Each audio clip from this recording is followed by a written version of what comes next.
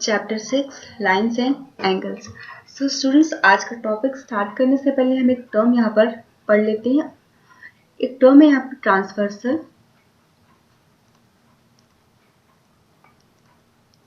What is transversal? When a line which intersect two or more lines at distinct points.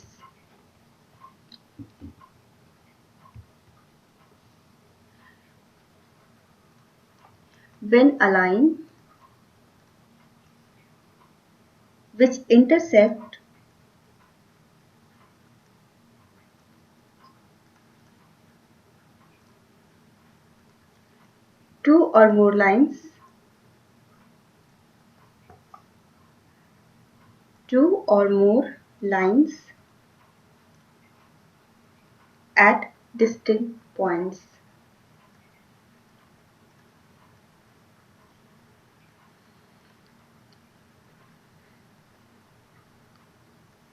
is called transversal.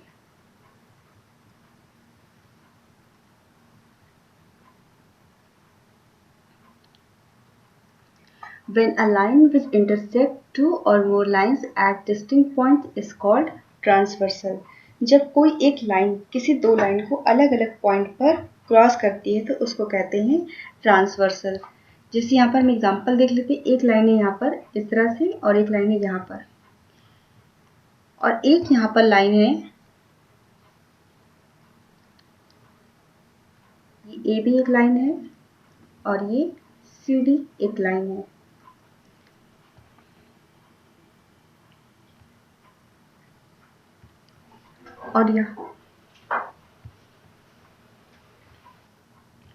और यहाँ पर एक line इसे cut कर रही है कुछ इस तरह से।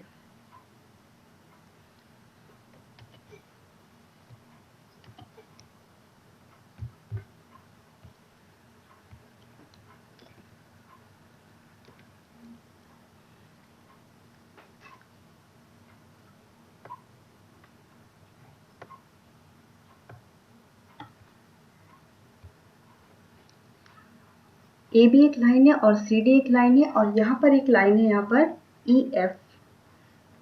ई एफ जो लाइन है इन दोनों लाइन को कट कर रही है, एक पॉइंट यहाँ पर और एक पॉइंट यहाँ पर। तो इस लाइन को बोलेंगे, ई एफ जो लाइन है इसे कहेंगे हम ट्रांसवर्सल।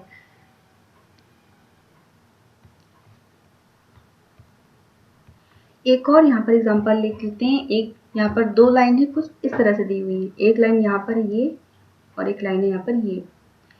इसको बोल देते हैं हम ए बी, एक लाइन है यहाँ पर, और ये सी डी एक लाइन है यहाँ पर, और एक लाइन यहाँ पर एक्स वाई इस तरह से इसे कट कर रही है।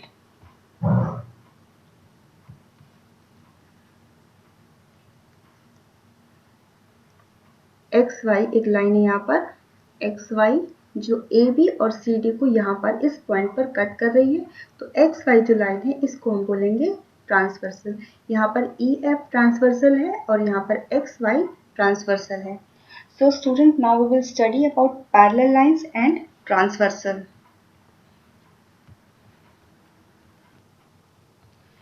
Parallel lines and transversal. When a transversal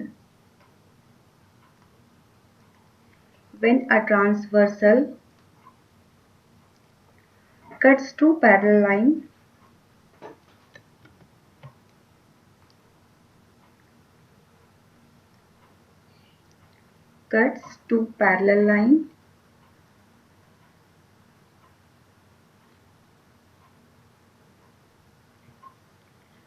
we get many pair of angles.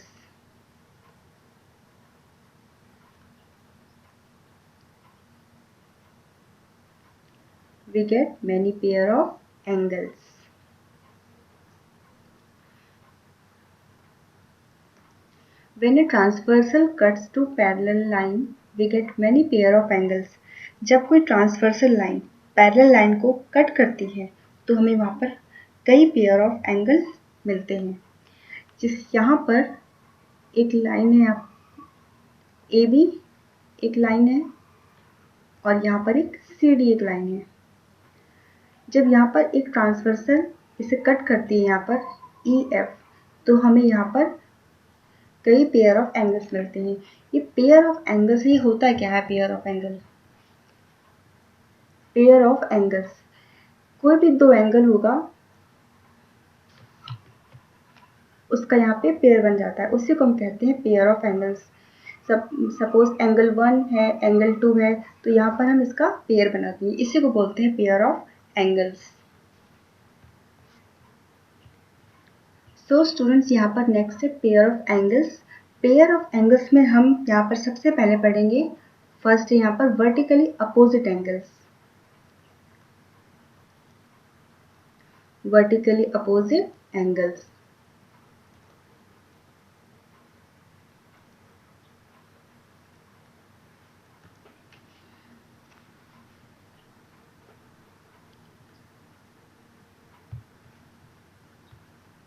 Students यहाँ पर वर्टिकली अपोजिट एंगल पढ़ने से पहले हम एक बार यहाँ फिर से देख लेते हैं, जो यहाँ पर दो पैरेलल लाइनें ए बी और सी डी, यहाँ पर ई एफ एक ट्रांसवर्सल है जो ए बी और सी डी लाइन को यहाँ पर कट कर रही है, एक पॉइंट यहाँ पर, यहाँ और एक यहाँ पर। यहाँ पर कुछ एंगल्स बनेंगे, जैसे एक एंगल हम यहाँ पर ले लेते हैं एंगल 1, और एक एंगल यहाँ बनेगा एंगल 2, यहाँ पर एक एंगल बनेगा एंगल 3, यहाँ पर एक एंगल बनेगा एंगल 4। सेम ऐसे यहाँ पर भी एक एंगल बनेगा एंगल 5, यहाँ पर बनेगा एंगल 6, यहाँ पे एक एंगल बनेगा एंगल 7 और यहाँ पे बनेगा एंगल 8। तो यहाँ पर अब हम नेक्स्ट पेयर ऑफ एंगल्स में फर्स्ट पढ़ेंगे vertically opposite angles. Vertically opposite angle में सबसे पहले हम यहाँ पर एक लाइन ड्रॉ कर लेते हैं, दो लाइन ड्रॉ करेंगे और वहाँ पर एक ट्रांसवर्सल ये ड्रॉ करेंगे। एक लाइन है यहाँ पर ए बी एक लाइन है यहाँ पर, और एक यहाँ पर सी डी एक लाइन है। ए बी एक लाइन है और सी डी एक लाइन है। यहाँ पर एक ट्रांसवर्सल हमने ड्रॉ किया, एक ट्रांसवर्सल है यहाँ पर इस तरीके से जो कट कर रही है, इसको हम बोल देते हैं एक्स और ये वाई।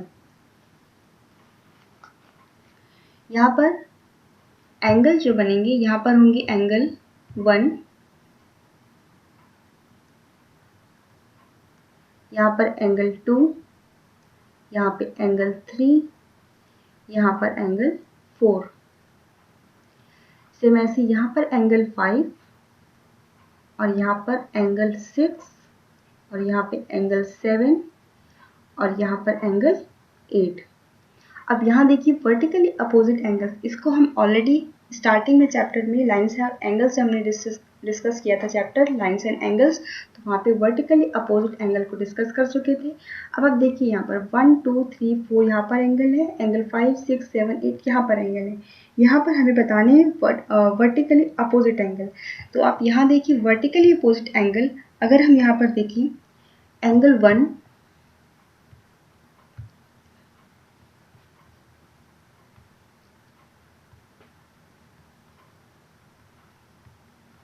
अगर हम यहाँ पर देखें एंगल 1, ये एंगल 1 और यहाँ पर एंगल 3, ये क्या है यहाँ पर, ये वर्टिकली अपोजिट एंगल है। एंगल 1 और एंगल 3 यहाँ पर वर्टिकली अपोजिट एंगल है, और यहाँ पर हम इसको लिख सकते हैं angle 1 equal to angle 3। Same ऐसे ही अगर हम यहाँ देखें एंगल 2 और एंगल 4, तो ये भी यहाँ पे वर्टिकली अपोजिट एंगल है, तो हम यहाँ पर लिख सकते हैं इसको एंगल 2 इक्वल टू एंगल 4, ये भी वर्टिकली अपोजिट एंगल है। नेक्स्ट हम यहाँ पर देखें अगर एंगल 5 और एंगल 7, ये क्या है, ये भी वर्टिकली अपोजिट एंगल्स हैं, तो हम यहाँ पर लिख सकते हैं एंगल 5 इक्वल टू एंगल 7। तो हम यहाँ लिख देंगे एंगल 5 इक्वल टू एंगल 7। अब अगर हम यहाँ पर देखें एंगल 6 और एंगल 8, तो ये दोनों क्या है, ये भी वर्टिकली अपोजिट एंगल्स हैं, तो हम यहाँ लिख सकते हैं angle 6 equal to angle 8। Angle 1 angle 3 के इक्वल है, कि वर्टिकली अपोजिट जो एंगल होते हैं वो एक दूसरे के इक्वल होते हैं। तो यहाँ पर एंगल 1 एंगल 3 के इक्वल हो गया, एंगल 2 एंगल 4 के इक्वल हो गया, एंगल 5 एंगल 7 के इक्वल है, और एंगल 6 यहाँ पर एंगल 8 के इक्वल है। सो स्टूडेंट्स, यहाँ पर नेक्स्ट है पेयर ऑफ एंगल्स में करस्पॉन्डिंग एंगल्स। यहाँ पर हमने दो लाइन ड्रॉ की है, ए और बी और सी डी। एक ट्रांसवर्सल है ई एफ, जो ए बी और सी डी को क्रॉस कर रही है एट डिस्टिंक्ट पॉइंट्स पे। यहाँ पर हमने एंगल 1 2 3 4 5 6 7 8 यहाँ पर मेंशन किया है। 8 एंगल को हम यहाँ पर मेंशन कर दिया है। अब हमें यहाँ पर देखना है करस्पॉन्डिंग एंगल्स क्या होते हैं। करस्पॉन्डिंग एंगल्स होते हैं जो जैसे एक एंगल है उसी के रिस्पेक्ट में दूसरा एंगल, मतलब जैसे भी कोई एक एंगल होगा उसी से सिमिलर होगा या फिर उसी के रिस्पेक्ट में होगा एंगल।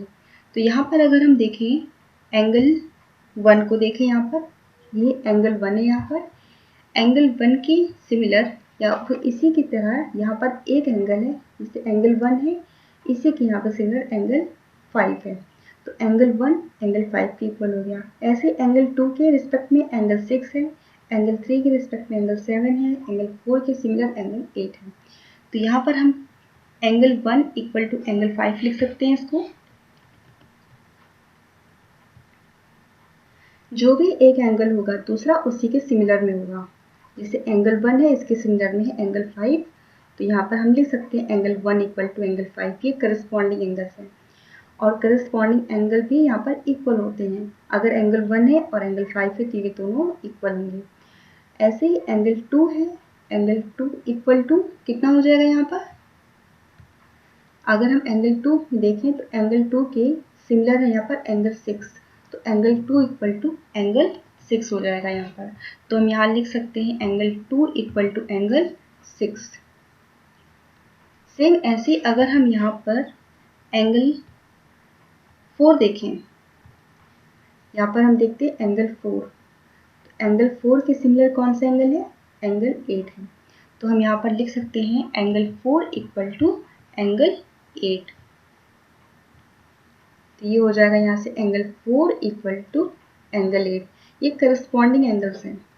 और ऐसे ही हम यहाँ पर नेक्स्ट देखें एंगल 3, तो यहाँ पर जो एंगल 3 है इसके सिमिलर में एक एंगल है यहाँ पर एंगल 7, तो एंगल 3 इक्वल टू एंगल 7। ये क्या है, ये करस्पॉन्डिंग एंगल्स हैं। तो हम इसको यहाँ पर लिख सकते हैं एंगल 3 इक्वल टू एंगल 7। और यहाँ पर स्टूडेंट्स यहाँ पर एंगल सी ये करस्पॉन्डिंग एंगल्स भी इक्वल होते हैं। जैसे एंगल 1 एंगल 5 के इक्वल है, एंगल 2 एंगल 6 के इक्वल है, एंगल 4 एंगल 8 के इक्वल है, और एंगल 3 एंगल 7 के इक्वल है। सो स्टूडेंट्स यहाँ पर पेयर ऑफ एंगल्स में नेक्स्ट है थर्ड, अल्टरनेट इंटीरियर एंगल्स। यहाँ पर अल्टरनेट इंटीरियर एंगल्स, अल्टरनेट का मतलब होता है एक दूसरे के अपोजिट, और इंटीरियर मतलब होता है अंदर की तरफ जो एंगल्स होंगे। अल्टरनेट इंटीरियर एंगल्स मतलब अंदर की तरफ जो अपोजिट एंगल्स होंगे। अब आप यहाँ देखिए ए बी और सी डी की यहाँ पर दो लाइन है, और यहाँ पर ई एफ एक ट्रांसवर्सल है। यहाँ पर हमने एंगल लिए हैं angle 1 angle 2 angle 3 angle 4 angle 5 angle 6 angle 7 angle 8। यहाँ इन एंगल्स के हमने कुछ नाम दे दिए हैं। और उसके बाद अब हमें यहाँ पर देखना है अल्टरनेट इंटीरियर एंगल कौन से हैं। अब यहाँ पर इंटीरियर है, इसका मतलब ये है कि ये बाहर वाले एंगल तो होंगे नहीं, क्योंकि 1 और 2 ये तो एक्सटीरियर में है, और जो 7 और 8 एंगल्स ये भी एक्सटीरियर में है। हमें यहाँ पर अल्टरनेट इंटीरियर एंगल बताना है, मतलब 4 3 4 5 6 इन चारों एंगल में हमें देखना है अल्टरनेट इंटीरियर एंगल्स। अब आप यहाँ देखिए, जो यहाँ पर एंगल 3 है इसके यहाँ पर अपोजिट कौन सा एंगल है, एंगल 5, और यहाँ एंगल 4 है इसके अपोजिट में यहाँ कौन सा है, angle 6।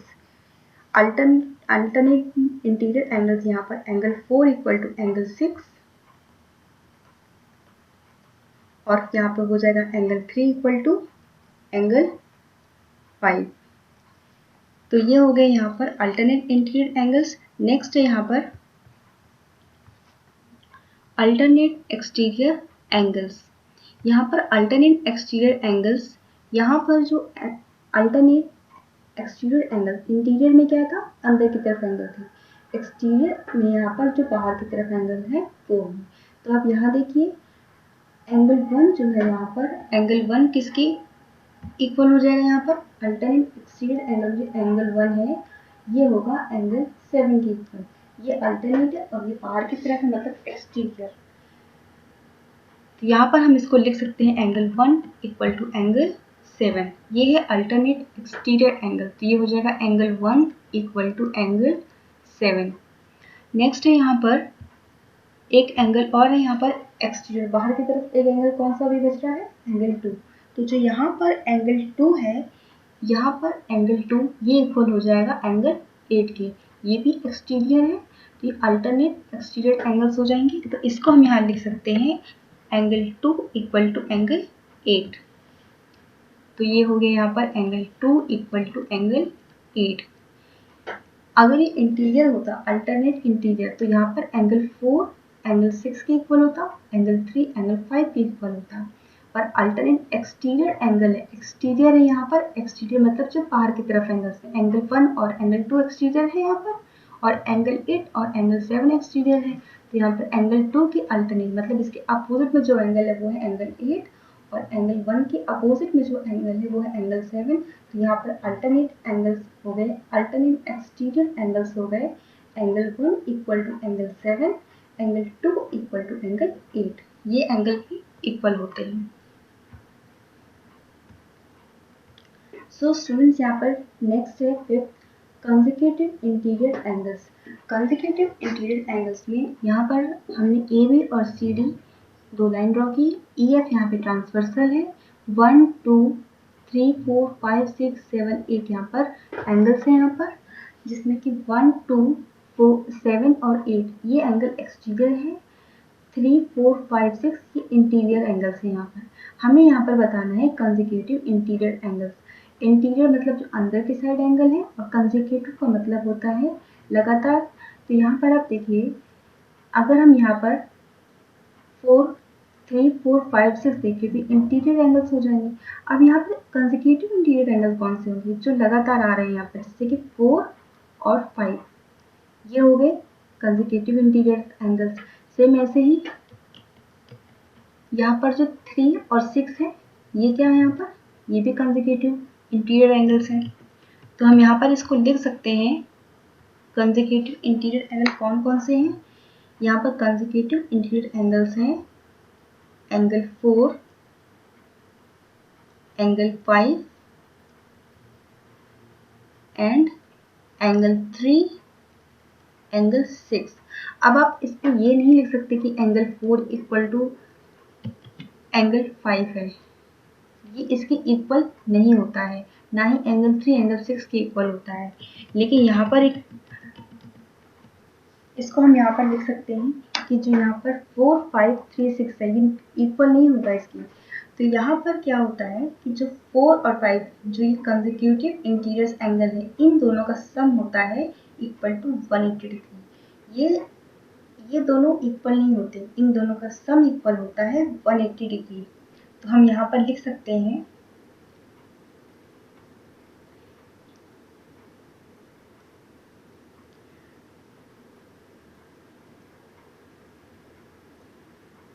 Angle 4 plus angle 5 equal to 180 degree, और यहाँ पर हम लिख सकते हैं angle 3 plus angle 6 equal to 180 degree.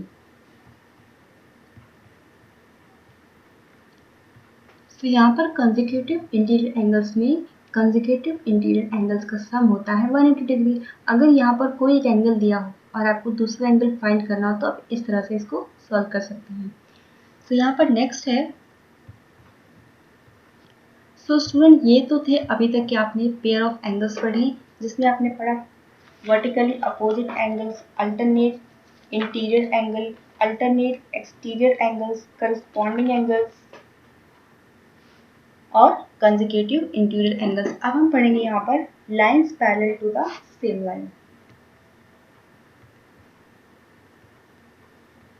Lines parallel to the same line, तो यहाँ पर हम देखते हैं lines which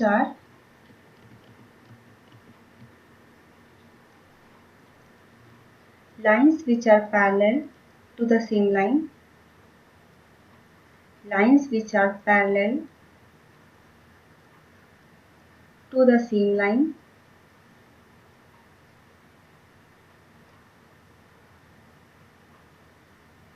are parallel to each other,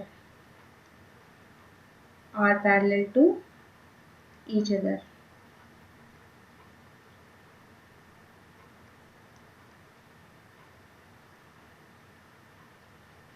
यहाँ पर एक लाइन है इस तरीके से,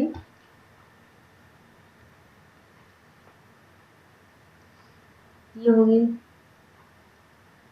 लाइन ए बी, और यहाँ पर एक लाइन हमने ड्रॉ की सी डी, और यहाँ पर एक लाइन है यहाँ पर ई एफ। यहाँ पर 3 लाइन हमने ड्रॉ की ए बी बी सी और सी डी। यहाँ पर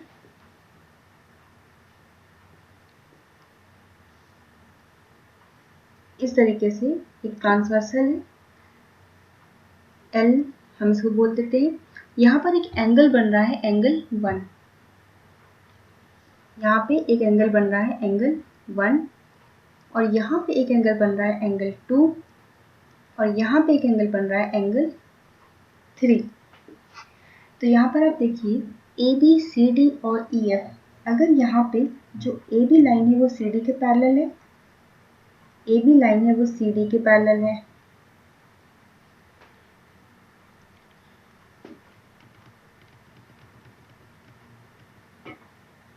यहाँ पर हम लिख सकते हैं if A B parallel C D,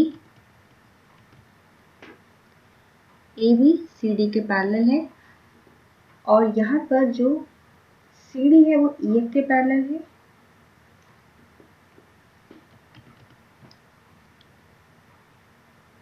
and C D parallel E F. A B C D के पैरेलल है और जो सी डी है वो ई एफ के पैरेलल है। तो इसका मतलब क्या होगा, यहाँ पर जो ए बी है वो ई एफ के पैरेलल हो जाएगी, ए बी पैरेलल हो जाएगा ई एफ के। अगर ए बी सी डी के पैरेलल है और सी डी ई एफ के पैरेलल है तो ए बी ई एफ के पैरेलल हो जाएगा, और यहाँ पर जो एंगल 1 है ये इक्वल हो जाएगा एंगल 2 इक्वल टू एंगल 3।